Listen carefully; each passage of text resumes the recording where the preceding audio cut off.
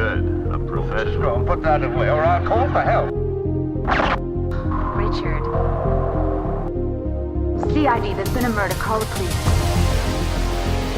Richard Norman worked for Scotland Yard. He came to Hong Kong to investigate the tin holding case and got himself killed. Don't move. CID. Senior Inspector Anna Young. The lady from Scotland Yard. Thank you! Get back to the kitchen, the two of you. Back up! You're too late.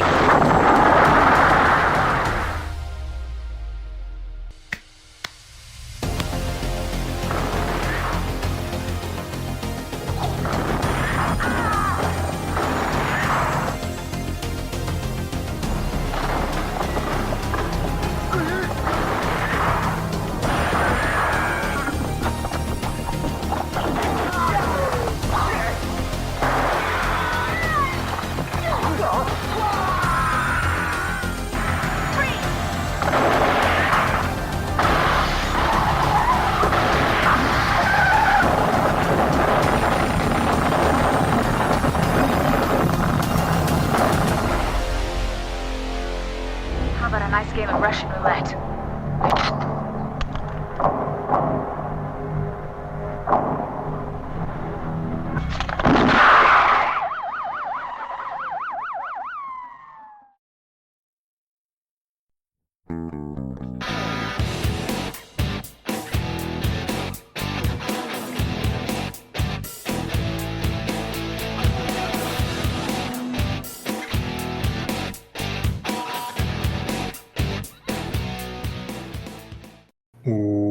Welcome to They Called Us a Movie, testing the strength of friendships one terrible movie at a time. Subscribe to podcasts on iTunes, on podcast services by searching They Called Us a Movie, and find us on Twitter and Instagram at TicTamPod. That's TCTAM Pod. Welcome back to They Called Us a Movie. This is Anthony Del Vecchio. With me, as always, is Dan Aquino and Mark Meyer. Say hello, gentlemen.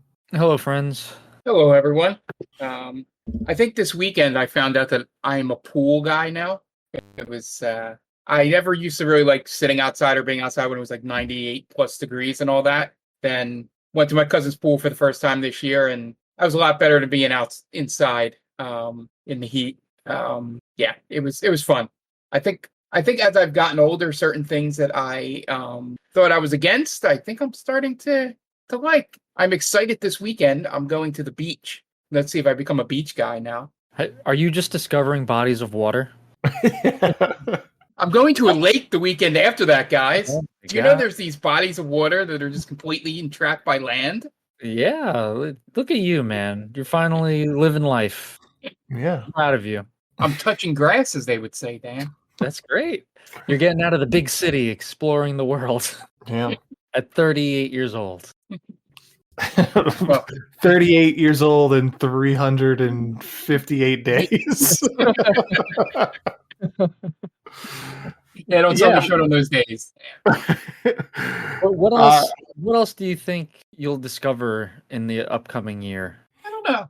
Yeah, I was in when, I think maybe it's a thing where, in a slight seriousness, I think it was just the idea of wearing, like shorts and like a t-shirt from like a body image thing might have been why I stopped being a pool guy, or maybe a beach is a whole different thing. I don't really like sand, but it's coarse. Yeah.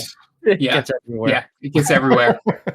But I think I found out that I think it's more the living on my own for the last couple of years, that any excuse now to just hang around with people is better than the activity that we're doing, if you understand what I'm saying. Like So you're starved for social interaction, so you're are desperate to just interact with human beings. Mark, I think Mark's on the exact opposite course of myself, where I don't want to be around anybody.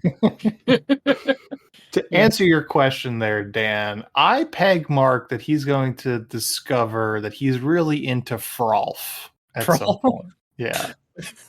So what is frolf? It's frisbee golf. Frisbee golf. Okay. Yeah. I feel like that's, he's done the bowling. We know he's also done the cornhole. Yep. The Oh, divisions. So I feel like Frawl Fizz is the next thing. Mark is I- definitely a ESPN the Ocho Oh yeah, guy. 100%. Yeah. I would love all those side sports. The Those funny those thing, weird sports that come up on my TikTok, and I'm like, that's the definition of white privilege. yes, Combining some of the like lamest Yep. sporting events. Or like, this is what you have the time to do when you are not worried about the color of your skin. Yeah. Yeah. I would imagine other people play cornhole, right? Well, It's not sure. a white person. But like it's like ever so often I'll come across a TikTok where it's probably like Barstool or like ESPN, and it's like the most random ass game that people have taken way too decided to take way too seriously. It's like seeing basketball in real life that's a good comparison.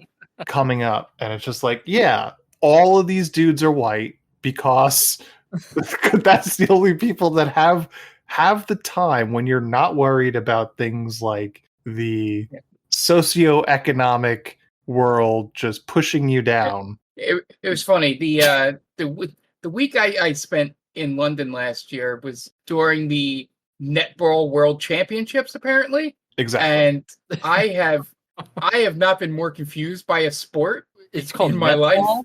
Netball, yeah, Netball. Okay. yeah. It's kind of like basketball, but not. Like the thing that confused me is the guy or gal, whoever it was, would get the ball like right next to the hoop, and then nobody would like play defense. They would just stand there, and then they would shoot it into the net, and it was like, yay! I was like, what's going on? A sport where white folks can not feel ashamed of getting blocked by 7 Exactly. foot 2 black people. That's why England made it to the finals. There you go. See also pickleball. Pickleball as well. Yeah. I was watching this, and I'm like, I've watched cricket before, and I can actually decipher cricket a little bit. I couldn't figure out the rules to this game. Just sitting there, I'm like, what are the different rings? They're not explaining this at all. Again, it's probably because I was watching a European broadcast where this is like, oh, it would be like us laughing at someone who's watching like baseball for the first time. Mhm. You know, they're like, what do you mean you don't understand what the third green ring in netball is for? It's obviously this. I do appreciate the inventiveness, I guess, of these sports where people are just so bored and have so much time on their hands. Like, yeah, let's just create something. But I can still find some appreciation in at least people are out doing things. Yeah, there's two really insane sports that I've seen on my TikTok. And one is slap fighting. And hawk twoing, right? Hawk twoing. Yeah. Oh man. Well, if you're good at it. Yeah. I guess it could be a sport. Yeah. And the other one is that ice football from Russia. I don't know if that's popped up on your TikTok, Ant. No. But it's basically like American football, but they're running on ice. That sounds like something Russia would do. My favorite part that made me fall in love with it was a guy intercepted the ball and was running to score the touchdown. Well, not running specifically because it's ice. Well, gliding. But, sort of like shuffling. And then as he was getting to the end zone, he just turns around and flips off the defenders behind him as he's running into the end zone. And there was no penalty flag for it. Oh, I thought you were going to say he plunged into the ice and was never.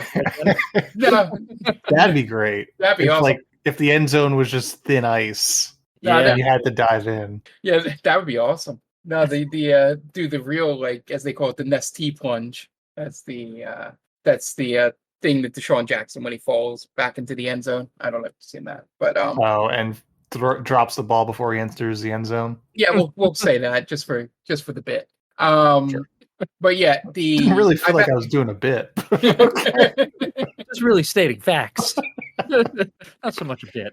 But yeah, in that football game, I did see one guy like turn around the taunt and then wipe out and crash into the boards behind the end zone. That was fun. But yeah, I totally agree, and I would be down for discovering any kind of random ESPN the Ocho sport and becoming semi competent at it. There's a sport that you could probably do pretty well in because you're a bigger guy, but it's basically medieval fighting. Yeah.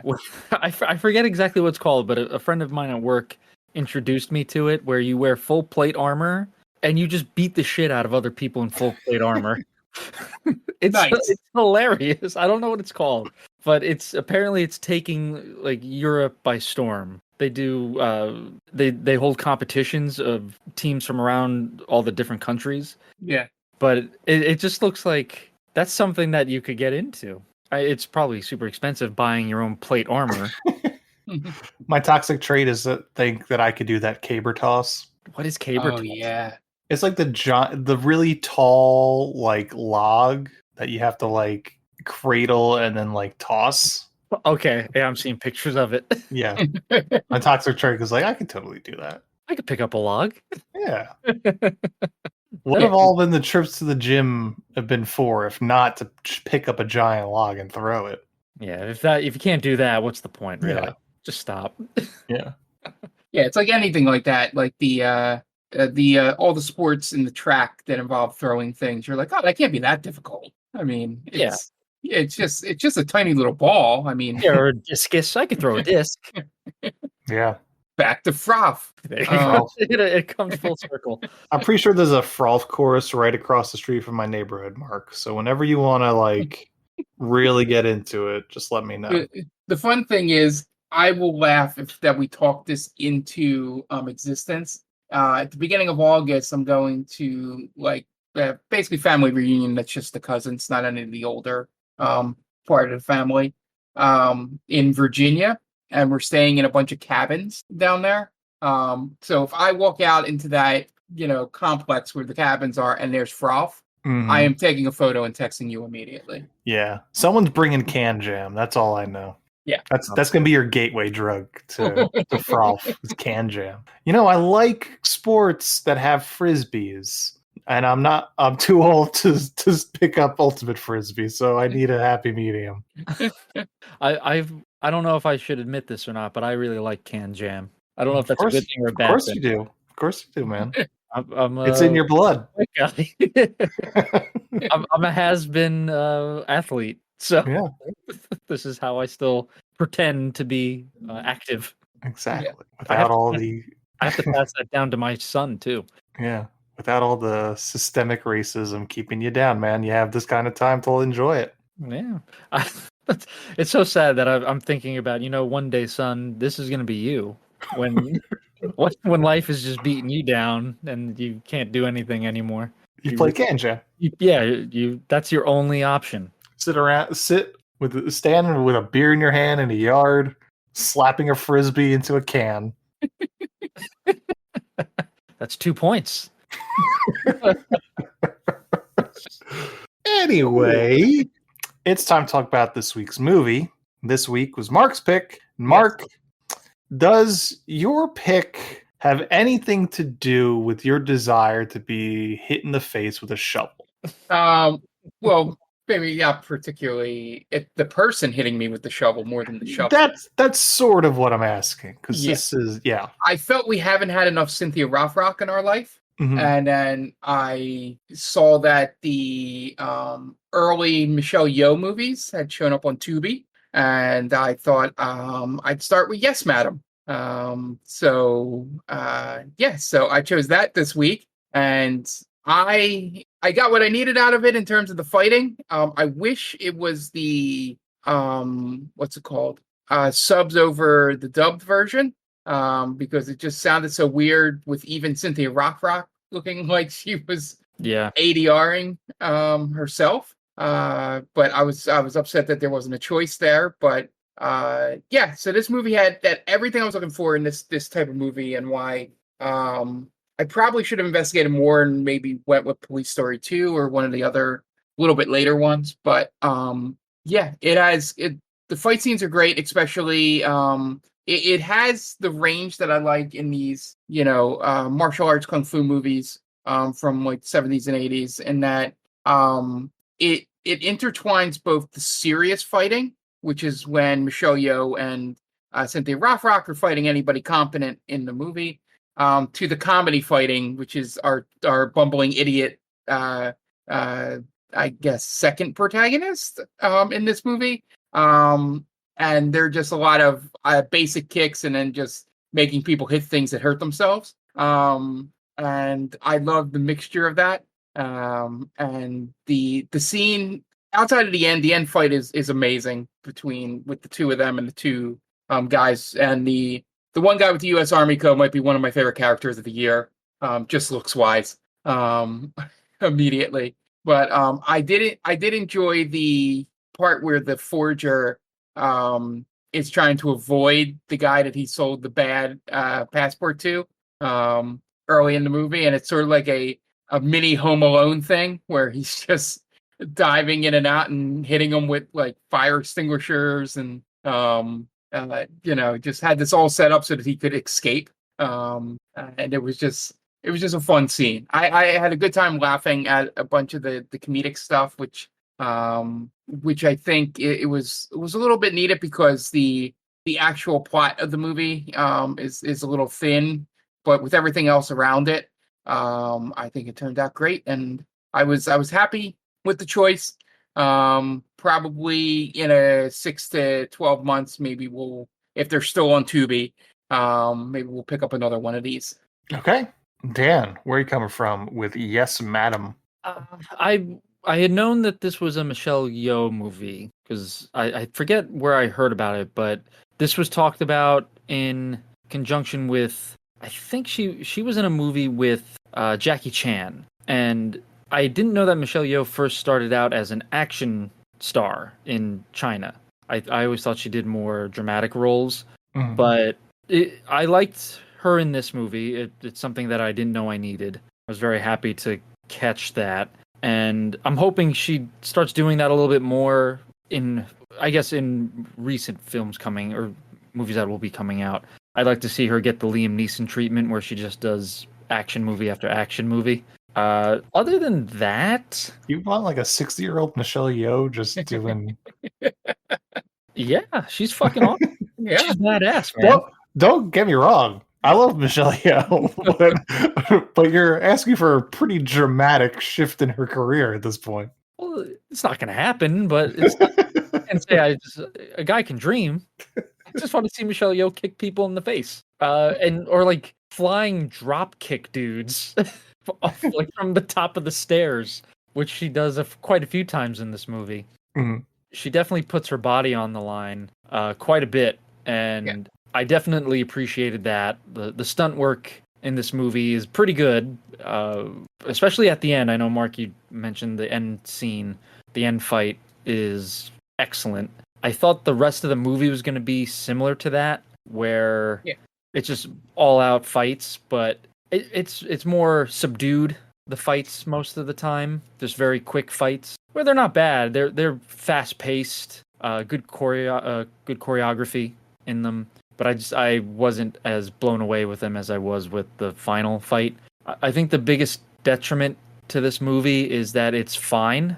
It's not bad, but it's not great. So I had a hard time really writing notes down. Like, it's a competent movie. It's the plot is a boilerplate plot for a buddy cop movie, right? They're teaming up to find a murderer, and there's a nefarious crime boss trying to get the MacGuffin. So I thought, it's fine. I kind of went in and out at times because I was just like, I get what's happening here.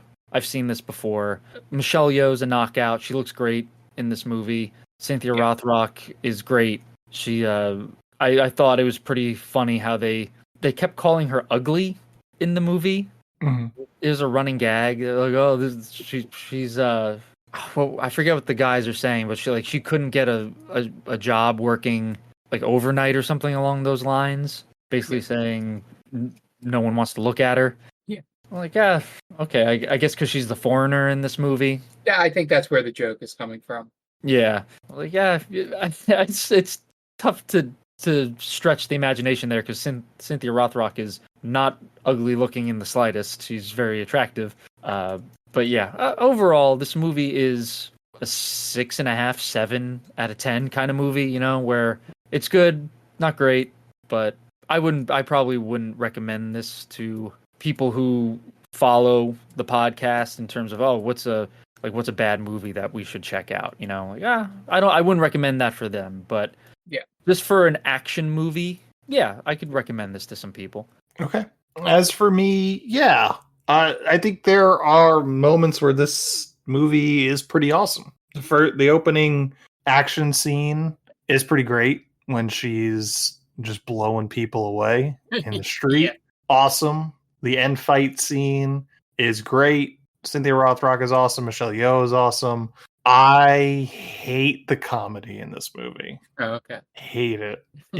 I think part of it is the dub. The voices are very annoying to me, specifically those three guys. Aspirin, Sprendville, whatever their names are. I have them written down. But yeah, no, it's just the slapstick just didn't work for me. And all the moments that we are stuck with those three guys, I just wish we were watching Cynthia Rothrock and Michelle Yeoh just beat the shit out of people. I wish this wasn't a comedy as much as it is. I wish it was just more straight, like hard-boiled, almost John Woo Hong Kong movie. You know, I want Chow Yun Fat style, you know, gun fu or whatever you want to call it. But I didn't hate this movie. It's just there's just so much of it that I just like. I wish we were watching other things. I wish we were watching the drama between Cynthia Rothrock and Michelle Yeoh not getting along because they do things different ways. You know, because Michelle Yeoh is the classic good cop bad cop. Michelle Yeoh is the good cop, and Cynthia Rothrock she beats people up to get what she wants. I want to see that drama. Yeah. And see them work off of each other more than I want to see these three bumbling idiots just get their asses handed to them in every single scene. Yeah, I think that's where I sort of came from when I said I probably wish I would have chose a little bit later of a movie that probably focused more on them. Right. It would be further from this podcast, though. Yeah, because it'd be a better movie. Yeah. There were times in the movie where I thought those three guys were the main characters because we focused on them for so long. They kind of are. Yeah, right? And for the most part, yeah, they take up the lion's share of the film, I would say. Yeah, it feels like kind of I don't want to say my first thought was to say that it feels like a little bit in the sexist side that the male characters have to carry the movie despite the two females being probably the best actors and action in the movie. Well, Michelle Yeoh is top billed. Yeah, but I meant I felt like, hey, they like more screen time has to go to the male actors. Is what I mean. Okay. Sort of. You know what I'm saying? Like that's why we hung around with them and followed the bad guys a lot more than we probably should have. Yeah. And then because when the two of them come in, the entire movie changes and is much better. Yeah, I was just a little, I guess, confused because it took a long time to even introduce Cynthia Rothrock's character. I think she comes in, like 25 minutes, 27 minutes into the movie or something like that? Yeah. So I kept thinking, where's Cynthia Rothrock? Whenever she wasn't on screen, I kept asking, where's Cynthia Rothrock? I kept thinking the same thing, Dan. Yeah. And as Anthony mentioned, the beginning scene is Michelle Yeoh just blasting dudes away. Like, there's a lot of blood in it at the beginning. Yeah. And then it kind of tapers down from there, which was kind of upsetting. Yeah, I mean, like for a lot of part, like again, the slapstick, it's very like Jackie Chan style kind of comedic fights between those guys and whoever the hell they're being chased by at whatever point. I do appreciate the small things in the action scenes, like it's slightly sped up. Yeah. And they're like ever so often there's like a frame taken out of it that it, makes it a little more kinetic where, basically the action jumps, fractions of a second to make it look a little bit quicker. Mm-hmm. I do like that. And that makes all the more obvious and important feeling when they change it up, like when they do the slow-mo, when she does like the scorpion kick to get out of the headlock. And it kind of makes those moments feel a lot more important because of the way you changed up the frames before that. Sure. I liked the stunt work, like I was saying before. There's a couple scenes where the stunt men or women are like, you see them fall hard. Yeah. There's really no cushion there when they're taking these dives. So I attribute that to it being, when did this movie come out, in the 80s? Mhm. Yeah, mid 80s. I attribute that to them not really caring about stunt people's well-being back then. Mhm. But I also think I'm assuming Michelle Yeoh did a lot of her own stunts in this. So yeah, she cared about her craft at the time. Not that she doesn't now, but to put her body on the line like that, she really went all out. Yeah. So, yes, madam. Love that there's an exclamation point in the title. Directed by Corey Yoon. Also directed No Retreat, No Surrender 1 and 2, The Transporter, and DOA Dead or Alive. Stars Michelle Yeoh, Cynthia Rothrock, John Sham, Hoi Mang, Hank Sui, James Tien, Melvin Wong, and Fat Chung. IMDb score 6.7, Rotten Tomatoes score 63% audience. No box office or budget information could I find. You guys want to get in the plot? Sure. Do it. All right, Dan, what you got for us? All right, friends. If you know what if you've listened to the podcast before, you know what I'm going to tell you about. So I'm just going to make it quick. Two friends that we would like for you to check out. Tia and her co-host Brittany have a podcast called The Top 10 with Tia. It's a weekly podcast where they run down their top 10 lists. Go over to geekvibesnation.com, search The Top 10 with Tia. Should pop right up. And also, our very own Mark Myers has the Game Vault podcast. He's running it by himself. It's available wherever you get your podcasts. It's a bi-weekly show. He also streams on Twitch at Game Vault Pod. They are on all socials at Game Vault Pod. So if you're into video games and you want to learn some news, what's going on out there, Mark is the guy to go to. So just check out Game Vault Pod. Okay, great. We're going to take a quick break, and you guys are going to listen to messages from friends of the podcast. So we will be right back.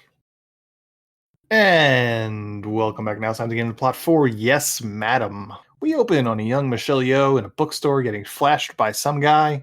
She shuts a book on his dick and places him under arrest. I didn't know Dan was in this movie. Hey. It's favorite pastime. I've been holding on to that joke since I saw it. It's favorite pastime.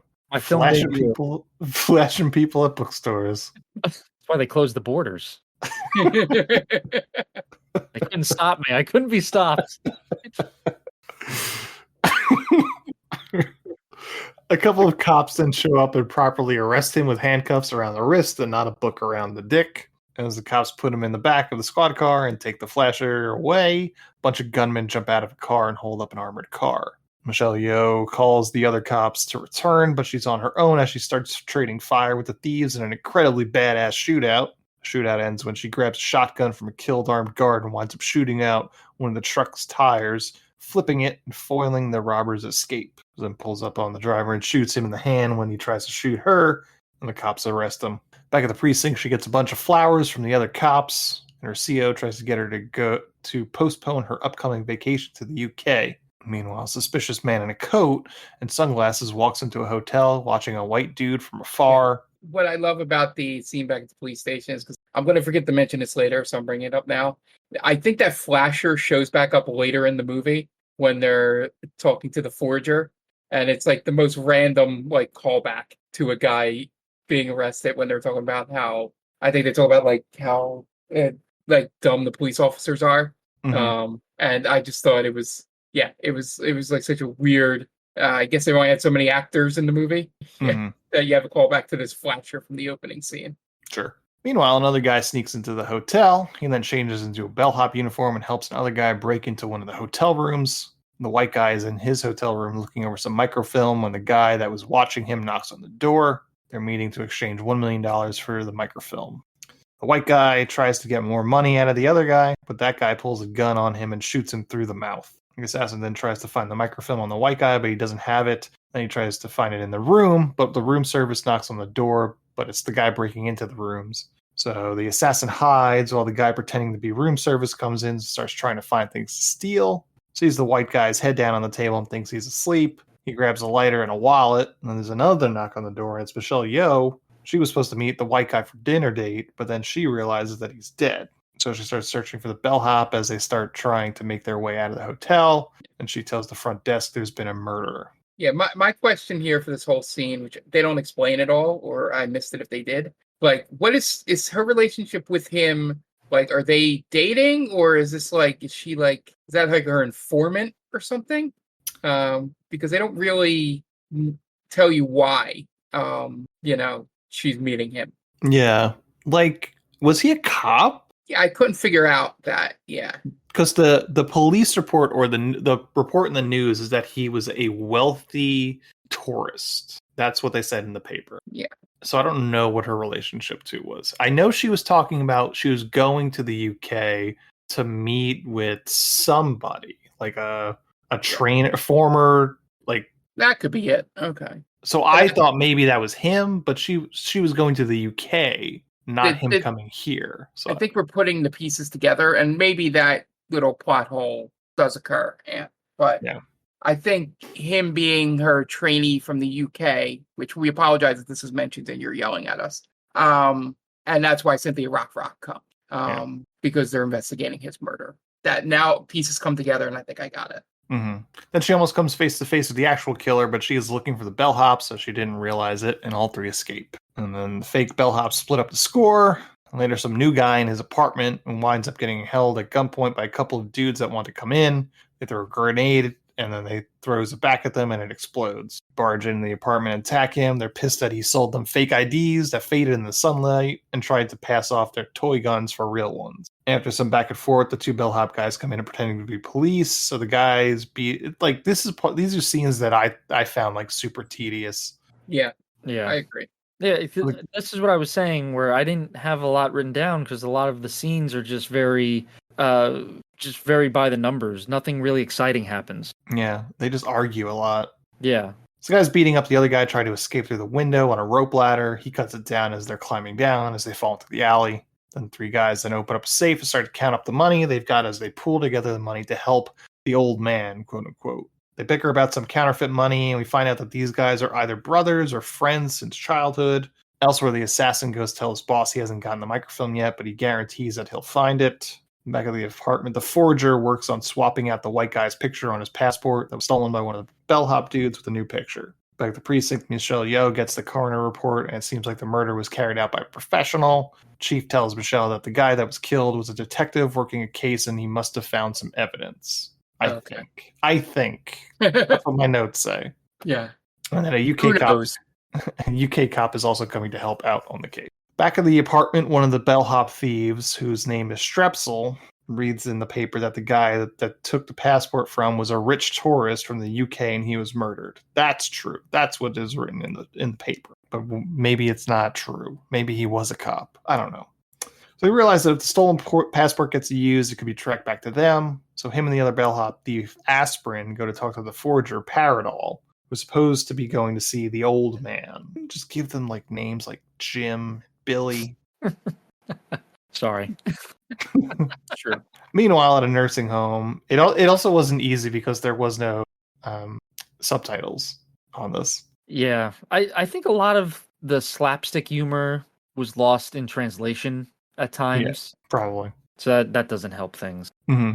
Meanwhile, at a nursing home, it appears that three old men are getting ready to one of the assistants that work there. But thankfully, the swerve is that they just want to steal chicken off of her cart, as they are all on the same no chicken diet. A pointless scene. Such a pointless scene. Yeah. Yeah. But one of the head nurses catches them and scolds them. Then the three guys show up to one of the old men, and he's their boss. They give him some chicken and some gin and tell him about the situation they're in. He tells them to call the police, and they tell them they have information. So they call and tell the cops that someone is going to use a stolen passport to leave Hong Kong. Cops go down to the airport, and the desk says he's already checked in, so they wind up catching him at security, and he starts fighting back and then makes a run for it.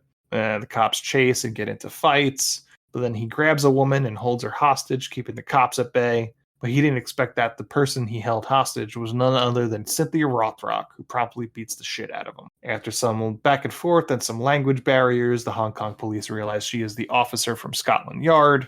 Such a great introduction to her here. Mm-hmm. It's weird they just didn't make her an American. Yeah, I didn't know. I didn't pick that up. Yeah. Are they supposed to be in Hong Kong? Yes. Well, I think at this point it was owned by the UK. Well, so probably. Maybe that's why. But like, it is weird that she's. Oh yeah. She's 100% An American accent.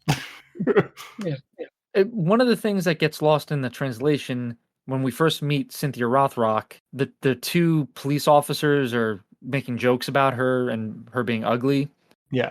and she answers back, and they say, "Oh, it seems as if language isn't going to be a problem here." Yeah. Like, well, yeah, I guess everyone's speaking English right Yeah, now. to us, everyone's speaking English, but yeah. So we don't get the joke. Yeah. And Cynthia Rothrock and Michelle Yeoh don't get off on the right foot. No real telling why, though. It happens. Michelle Yeoh doesn't like that she's there because she doesn't really want help on the case, I suppose. Yeah, classic Weak. buddy cop. Yeah. Back in this precinct, we do some good cop, bad cop as Michelle Yeoh gives the suspect tea, and then Cynthia Rothrock takes him to the interrogation room to beat the shit out of him. All cops are bastards. After they pull her off him, he says he wants to see a doctor, so they transport him to a hospital. The transport gets a flat tire, and he manages to escape and runs away from several cops. At the precinct, Michelle Yeoh says she gave the order to let him go so they can follow him and find out who gave him the passport. And Cynthia Rothrock is mad about it. But sure enough, they follow him back to the apartment of Panadol, and the guy breaks into the apartment through the window. They go back and forth with a bit of slapstick chase fight, eventually winding up on the roof as Panadol is being held off the roof by the guy. Cynthia Rothrock shows up and winds up shooting the guy, who drops Panadol, who gets saved by a bunch of wires and cables that break his fall, not his neck, but catching him by the neck. Cynthia Rothrock and shoots the cable so he can finally fall safely to the ground from like about 3 feet up. They take him to the police station. Michelle Yeoh has him looking through pictures of suspects, and he accidentally fingers aspirin and Strepsil, but not before Cynthia Rothrock threatens to beat him up too. At the gangster boss house, he talks with one of his henchmen that has bad eyebrows and a mustache. And the assassin Real says quick. he knows. Yeah. That guy, those are fake, right? Mm-hmm. Okay, why? Don't know. Or does it just he needed it to look menacing? I don't know why. You would think that it would be like, oh, A he's playing disguise. 2 characters. Yeah, I thought he was in disguise, Right. but no. He throughout the entire movie he wears the fake mustache and eyebrows. Yeah. Or like at worst, like he had to he's replacing somebody. Someone dropped out of the movie, so he's playing 2 characters, and this is the best way to make him look like 2 different characters is give him a fake mustache and eyebrows. That's great. This was the reverse Henry Cavill. Yeah. He needed the mustache. We got to get a mustache on this guy quick. At least I think they're fake, Oh, it's got to be. right? I'm looking so at a distinct. picture of it. Yeah, it's got to be fake. Maybe not the eyebrows, but the mustache is definitely fake. It looks like he got it at a party store. Yeah.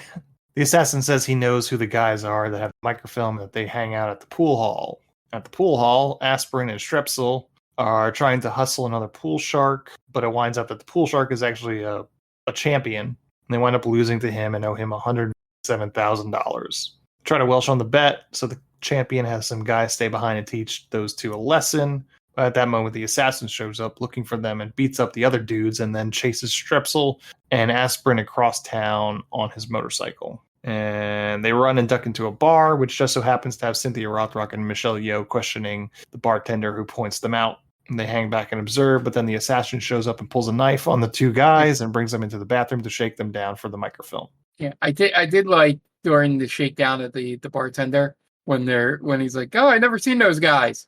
Then looks over, sees it comes in, and he goes, "I have seen those guys." Mhm. That's one place where the dub probably works really well. Yeah. The guys continue to say they don't have the microfilm. Rothrock and Yeoh break down the door to the bathroom and a fight ensues. Aspirin and Strepsil manage to escape during the melee, leaving Rothrock and Yeoh to fight through the club with the assassin. Aspirin and Strepsil go home and barricade the door. Then they decide that they'd be easy to find there, so they leave to hide out somewhere else. Later, 2 parking cops fight over giving a ticket to a parked car. Aspirin and Strepsil come up to them and ask them to take them to jail, and they assault the cop for good measure. And then Michelle Yeoh then comes over and says the cops that they assaulted her pressing charges, so they're free to go. They then assault Michelle Yeoh by pulling her shirt open, then get punched and kicked out of the precinct. Finally, Strepsil and Aspirin finally decide that they're willing to talk. They take Yeoh and Rothrock to the pool hall to confront the pool shark, so Yeoh and Rothrock leave, not interested in dealing with anything but trying to find a killer. Yeah, this was a fun scene because they realize immediately that why they brought them there, to get revenge, and then we're just like, but their boys can deal with this, and then leave. Mm-hmm. Yeah, you and I differ on the fun in this movie. Okay. I mean, that's true in a bunch of movies. Yeah, So. just aspirin and strepsil are not my cup of tea. Which one of them sounds like SpongeBob? I think Strepsil? is that the guy with the guy with the glasses is strepsil. Yes. The other Yeah. guy's aspirin. His dub sounds like SpongeBob SquarePants. I couldn't get it out of my head. Like, this guy sounds terrible. Personally, I'm glad it wasn't subtitled because that's a little more difficult to write notes for. Yeah. But yeah, the dub was a little distracting, I'll say. Aspirin and strepsil then find out that Panadol is the one that identified them and that the microfilm was probably with the passport. Aspirin and Panadol fight a bit, but when aspirin and strepsil go to leave, Panadol realizes that the microfilm is stuck to his headlamp that he uses when he does his forging. They look at it and it seems to be proof of forgery, so they argue over what to do with the microfilm, sell it back to those who want it or give it back to the cops. Panadol and aspirin want to sell it while strepsil wants to go and give it to the cops. Panadol and aspirin both let strepsil think that he has the microfilm to go give to the cops while they hang back and keep the real one. So strepsil goes talk with Michelle Yeoh to give her the fake microfilm to her. So with that piece of evidence, they go to arrest Mr. Tin, the gangster, and it's a big disaster because it's fake. He's immediately let go once he gets sent to the precinct. Captain then tells both Rothrock and Yeoh that they're off the case, so they both turn in their badges and guns and say they're going to solve this case themselves. Hell yeah. Yeah. Guys will look at this and just say, hell yeah.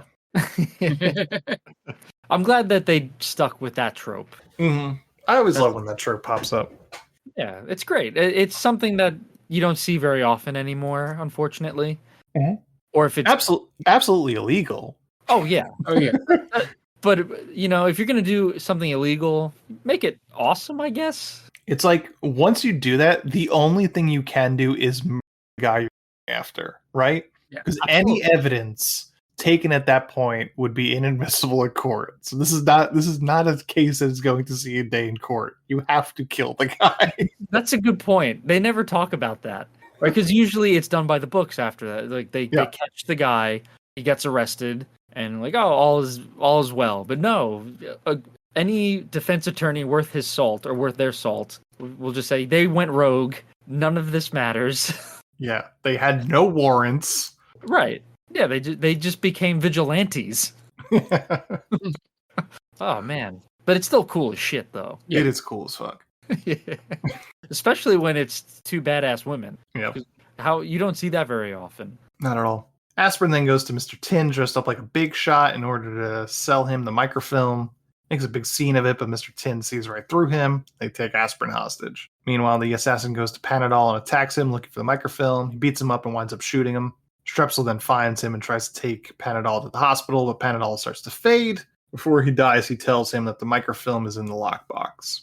Yeoh and Rothrock show up, and just as Panadol dies, Strepsil blames them, so he attacks them and then goes up to the apartment and grabs as many weapons as he can and heads out to Mr. Tin's. He shows up Mr. Tin's ready to hand over the microfilm in exchange for aspirin, but Tin is not particularly interested in bargaining more than he's interested in strong-arming Strepsil for the microfilm. Strepsil tries to use all the weapons he brought, but they all wind up being fakes. Then he swallows the microfilm, and Yeoh and Rothrock show up. Huge fight ensues with Rothrock and Yeoh taking on Tin's men, with Strepsil trying to help in as little way as he can.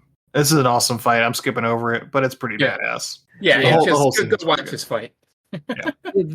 There's a couple scenes where Rothrock uses a pole and she does like some what do they call it, like high jump stuff with it, and she's like sticking to the wall.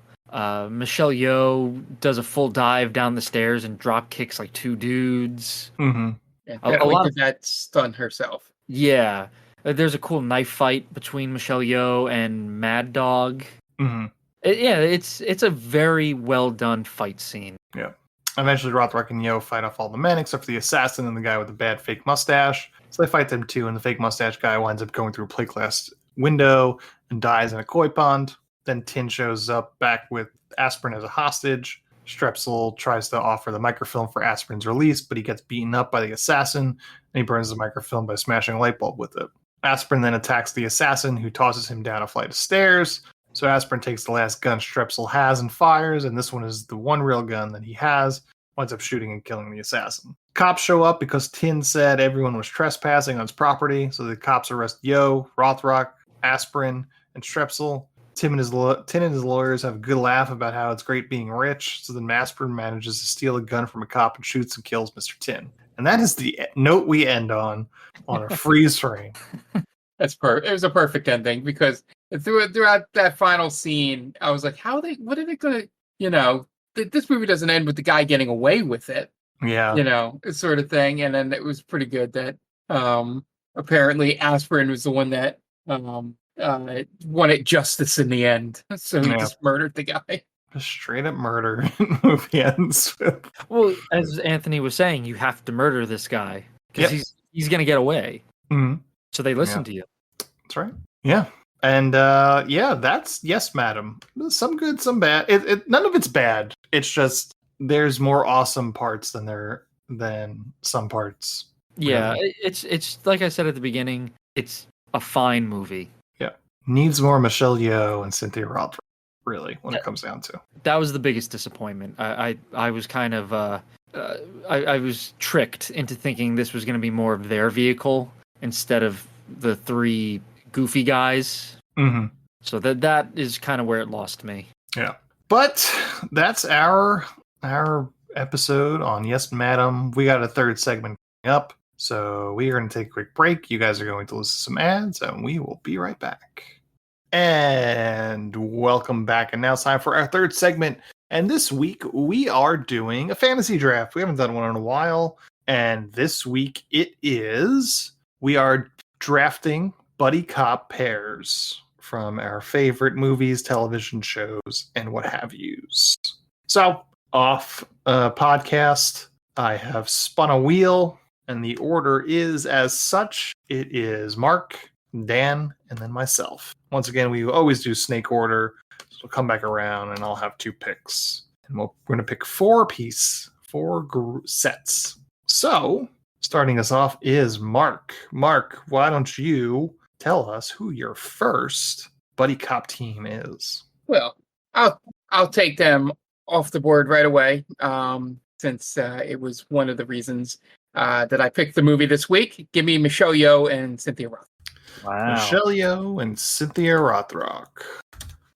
They had to be picked at some point. I'll take them first, just then, because I don't think I'd be surprised if a couple of my picks had come up from you guys at all. Okay. I They certainly kicked a bunch of ass. Yep. And they have multiple movies where they kick a bunch of ass together. It's true. Are you picking them specifically from this movie? Their Yeah, characters? we in can this say movie? that, yes. Okay. Yeah. But it doesn't matter. You're really just picking them for the actors. That play. Exactly. Okay, cool. All right, Dan, where are you coming from? Where are you at? I wasn't cops.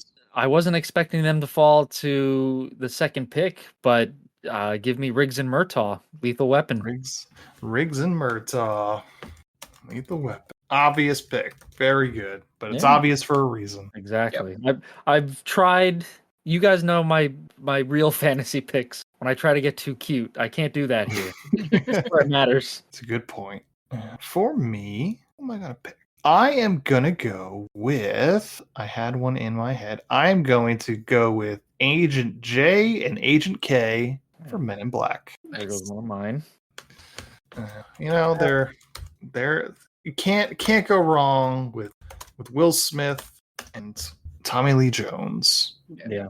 Great pairing. Just in general, such a good Mhm. pair. Yes. For my second pick, I am going to go with 2 characters that kind of span across all sorts of media. I am going with Sherlock Holmes and Watson, There you go. Very solid. the original buddy cops. Yeah, that was going to be one of my next 2. I was specifically going to say the Benedict Cumberbatch, Holmes and Watson. I'm going with Holmes and Watson from the novels, Yes. the OGs. I was going to geez. say, do you think they invented the buddy cop genre? I think for the most part. I mean, it's. I think the pairing is sort of what they invent. Like the. Yeah. I would think that maybe the genre is a little different in terms of the structure and tropes and stuff, but Yeah. the odd couple pairing, I'm sure. All right, Dan, pick us to you. Okay, let's go. Hot Fuzz, Angel and Butterman. That's pretty good. That was on my short list. Yeah, those guys are. I love Hot Fuzz. That's one of my favorite action movies. Definitely, and those guys have such a good chemistry, regardless. So it was a good pairing of action trope movies. Nice. Okay, Mark. Yeah. Up to you. Second Yes. pick. So I'm going to take a pair from a movie that surprised me when I watched it, that it was much better than I was anticipating, because remakes usually are not that good. I'm going to take Schmidt and Jenko from 21 Jump Street and take Jonah Hill and Channing Tatum's versions. Good job. Yeah, I like that. Okay. Yeah. Yeah. Yeah, I think, that movie, I was just watching when I used to watch a whole bunch of movies for this podcast when I had a little bit more time on my hands. And I just picked it, just going, I'll try it. I'm at the Red Box, it's here. And I was very, very surprised by it. So, and then I think Channing Tatum's even better in the second one. So my second pick, I'll go a little bit off the board because it's more of a serious show, but I think they had buddy cop energy. I'm going to take, I forget their full names on the show's characters, but I will take I'll take Ice-T and Richard Belzer from Law & Order SVU. Oh, nice. Okay. It's Finn and something. Belzer's character I should know because it's across two shows, but I'm just blanking on it right now. But yeah, they were the buddy cop version of that show. Richard Belzer playing Detective Munch. Munch. Yeah. There we go. Munch. Yeah. The Detective Yes. Munch universe. Mm-hmm. He shows up in The Wire, I believe. And Shows he's up in also- The Wire, Arrested He's in Development, Homicide. He's in Homicide Life on the Homicide. Street. Yeah, he's in The Wire because of Homicide, because I believe it's the same writer. Well, Maybe. I think he's from Baltimore. Yeah. Richard Belzer. Mhm. I wonder if I think that was kind of like a little paying homage. Well, Yeah. there's a whole idea universe of Detective Munch because he has crossed over to so many shows Yeah. that like all these shows are now connected because of it. Yeah. That's pretty interesting. I didn't know that. Yeah. Yeah. All right. Dan, you got third pick. Okay, I'm going with a criminally underrated movie from The Nice Guys, Holland March and Jackson Healy, played by Ryan Gosling and Russell Crowe, respectively. Nice. When you said The Nice Guys, I was thinking of a different. Oh, what were you thinking of? I was thinking of The Other Guys. Oh, okay. Will Ferrell and Mark Wahlberg. Mark Wahlberg, yes. No, this I movie's remember. much better. I've seen The Other Guys once, and that's it. It's In fine. theaters. Yeah. The Nice Guys is much better. It is. Where am I going? I have no fucking clue if I'm being 100% honest. Looking at this list. You know what? I am gonna go with a couple of TV cops. Oh, no, don't do it. Played by two very good actors. I am going with Rust Cole and Marty Hart from True Detective Season 1. Nice. Good pick. I was not expecting that. I was making it up as I went along. Were you afraid I was going to take Rizzoli and Isle? No. Damn it! No. Because those were on my short list, just because I wanted to say Rizzoli and Isle. Those are very catchy names, but no, I was not worried about that. That's the first time I've thought about it. All right. So for my last pick, where am I going to go once again? You know what? I'm going to go with a fun one. I'm going to go Turner and Hooch. Nice. Yeah. You got Tom Hanks and you got a giant dog. What could be better? Who says no? Who says no? Exactly. America didn't say no. Yeah. That was, They ate it Yep. up. yeah. They were one of the three left on my list for my final pick. Well, then you can cross it off, Well, Mark. Yep. I made sure I had three more ranked because I'm like, there's a chance that you each take two of them. So All righty. Yeah. Gross $71 million. That's not bad for a movie about a young Tom Hanks and a dog. Yeah, $13 million budget. That ain't bad. There you go. And it spawned so many offspring. Yeah, including Top Dog, starring Chuck Norris. Well, I was thinking of the one with Clint Eastwood in the orangutan. Oh, those are the 70s, though. Oh, okay. That's also right. He's a cop, isn't he? I thought he was a truck driver. Oh, I thought he was a cop. I don't even know the name of that movie. I just remember It's Every Which Way But Loose or Any Which Way You Can. Something like, I think they're both. I think it's both of them. Okay. Any Which Way. Yeah, Any Which Way You Can. I don't know which one was first. I think Any Which Way. Every Which Way But Loose, I think, was first. Can we count the emu from those car commercials or those insurance commercials? The Limu Emu? He's Yeah. just an insurance agent, though. He's not a cop, right? Oh, I thought they were kind of like insurance cops. I don't know. Is that what your fourth? No. But just talking about an animal and a person. You could go Cop and a Half, starring the little black kid and Burt Reynolds.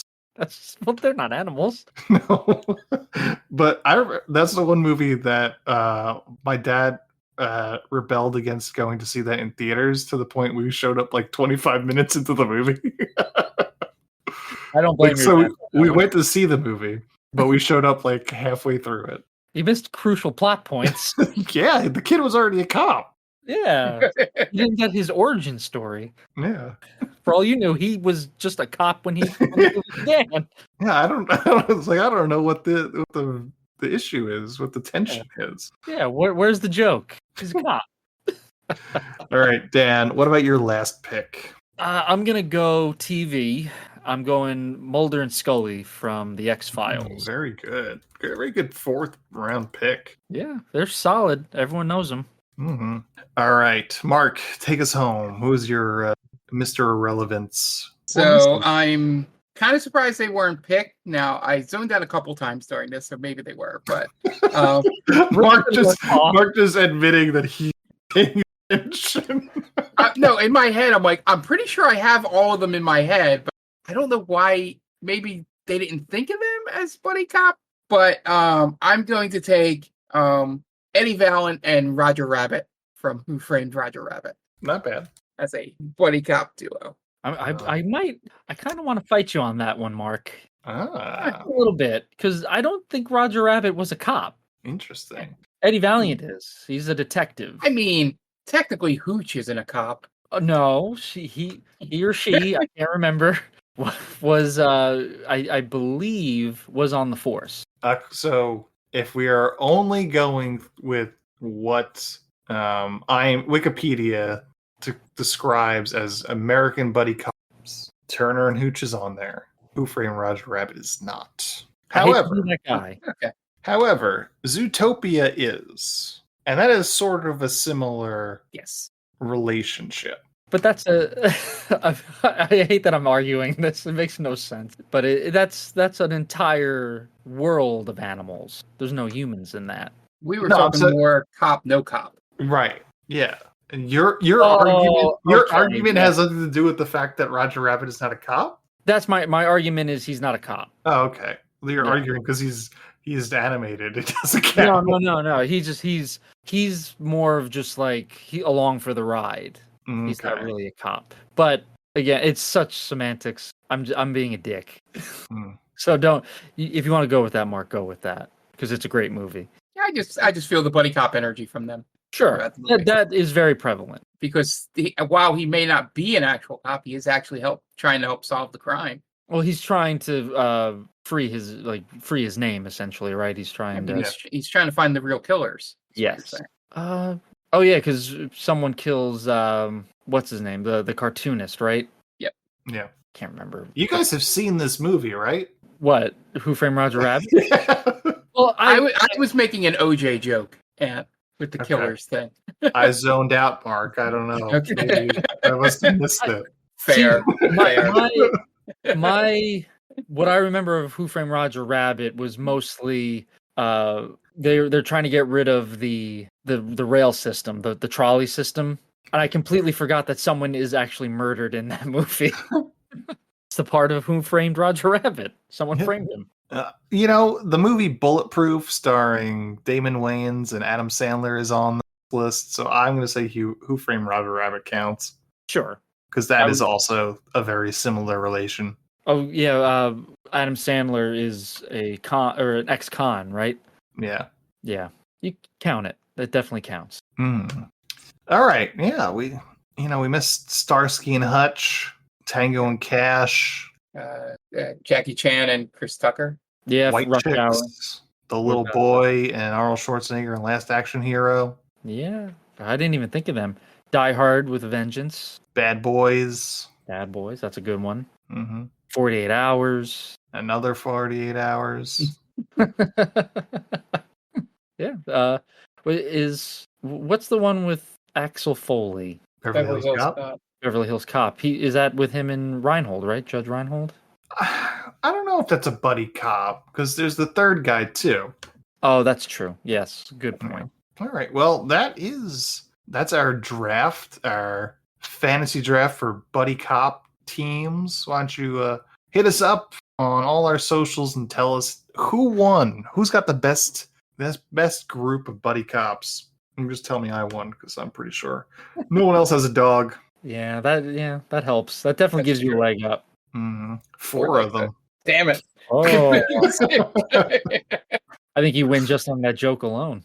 Check us out on all our socials, X formerly known as Twitter and Instagram at TickTamPod. They call this a movie on